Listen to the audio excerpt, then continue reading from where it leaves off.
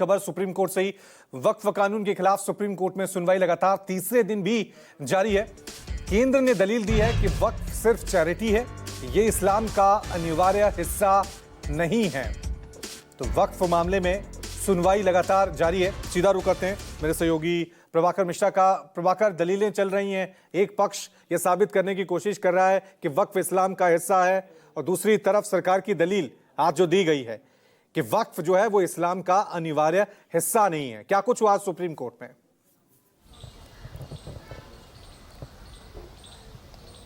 देखिए रवि, 2 बजे बेंच को बैठनी थी, अभी बेंच बैठी नहीं है, इसलिए अभी सुनवाई शुरू नहीं हुई है। सरकार की तरफ से ऑलमोस्ट दलीलें पूरी हो चुकी हैं। मुस्लिम पक्ष से हो सकता है कि काउंटर के लिए थोड़ा और समय उनको मिलेगा। कपिल सिब्बल खड़ा होकर के कुछ काउंटर दलीलें देंगे।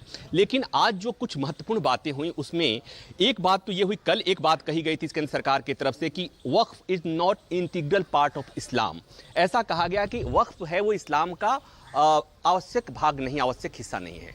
आज उस आर्गुमेंट को राजस्थान सरकार जो कि इस एक्ट का समर्थन करे, उसके तरफ से वरिष्ठ वकील राकेश द्विवेदी पेश हुए थे। उन्होंने कहा कि वक्फ बाय यूजर, आपको पता है रवि कि वक्फ बाय यूजर ऐसा प्रावधान है जिसको हटाने को लेकर के सबसे ज्यादा विवाद हो रहा है।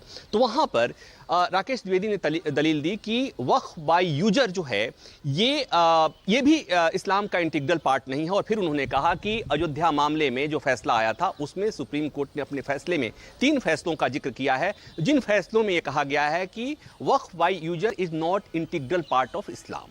तो ये दरअसल ये बताने की कोशिश की जा रही है, दलील एस्टेब्लिश करने की कोशिश की जा रही है। जो मुस्लिम पक्ष ये कह रहा है कि आर्टिकल 25 और 26 धार्मिक स्वतंत्रता और धार्मिक संस्थाओं के रखरखाव की स्वतंत्रता इससे बाधित हो रही है, तो उसको ये सबटल करने के लिए, उसको ये नकारने के लिए इस तरह की दलील दी गई है। एक आज महत्वपूर्ण बात और भी हुई जो सॉलिसिटर जनरल ने कोर्ट में दलील दी है, जो बहुत महत्वपूर्ण है।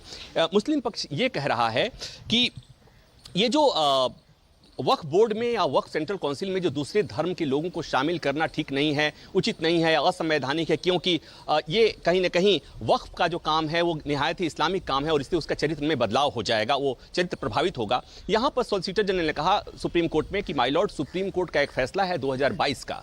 उस फैसले में सुप्रीम कोर्ट ने माना है कि संविधान के आर्टिकल 12 के तहत वक्फ भी राज्य है। यहां पर थोड़ा दर्शकों को समझाने के लिए मैं बता दूं कि राज्य का मतलब केवल राज्य या देश नहीं होता है। राज्य का मतलब आर्टिकल 12 के तहत देश, राज्य सरकारें, उसके अलावा तमाम निगम या विधानसभाएं और भी संस्थाएं, उसमें उसकी परिभाषा दी गई है आर्टिकल 12 के तहत। तो कोर्ट ने सॉलिसिटर जनरल ने कहा कि माय लॉर्ड, आर्टिकल 12 के तहत सुप्रीम कोर्ट ने माना है कि वक्फ स्टेट के तौर पर खुद में एक स्टेट है और किसी स्टेट में जब अगर स्टेट का उसका दर्जा है तो कोई भी ये दावा नहीं कर सकता है कि उस स्टेट में किसी पर्टिकुलर धर्म के सदस्य ही उसमें शामिल हो सकते हैं। तो ये एक बहुत ही स्ट्रॉन्ग दलील एक तरफ से तुषार मेहता की तरफ से देने की कोशिश हुई। एक और बात जो आज महत्वपूर्ण हुई वो ये हुई कि इसमें एक प्रावधान रखा गया है नए कानून में कि अगर किसी को वक्फ करना है तो उसे कम से कम 5 साल का प्रैक्टिसिंग मुस्लिम होना पड़ेगा।